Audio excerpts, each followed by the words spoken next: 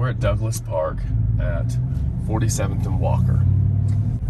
And I was down there on the other side of that backstop with a little headlamp and a stopwatch and my workout on a clipboard. And one of the things I would do first is I would park my Pathfinder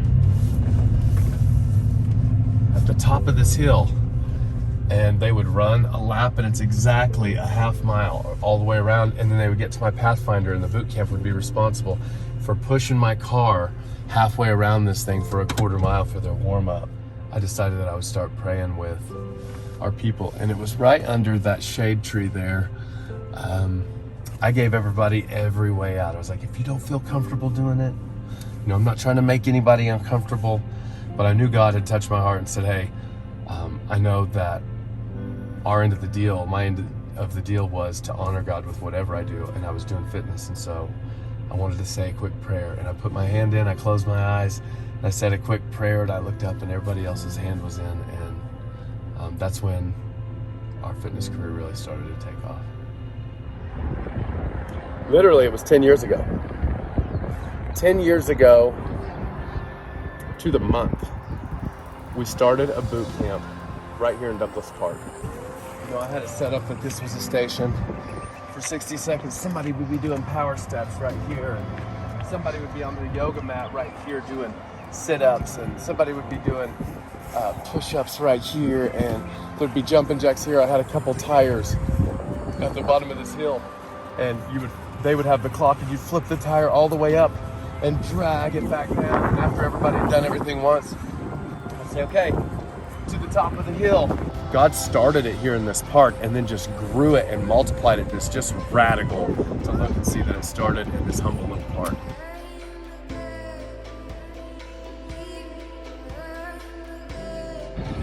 Because I know what it's like to not be fit.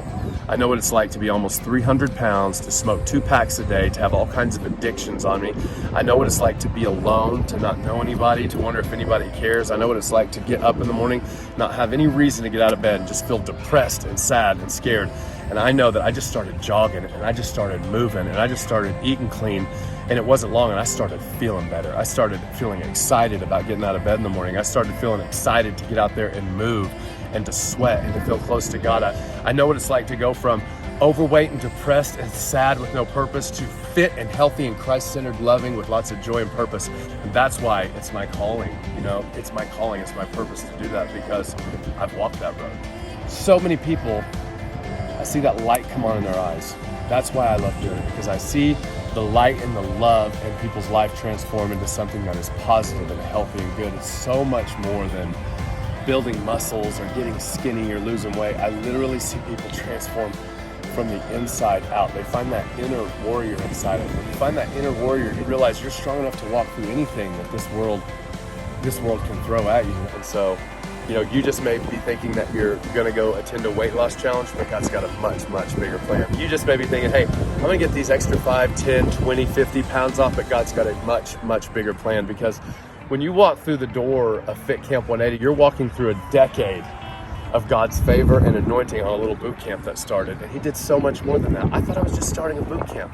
And what we've actually done is we've started a ministry of leading people towards Jesus and their best life through fitness. And so while you think you're just coming in to get a workout, I promise you, God's moving and you're gonna get a whole lot more.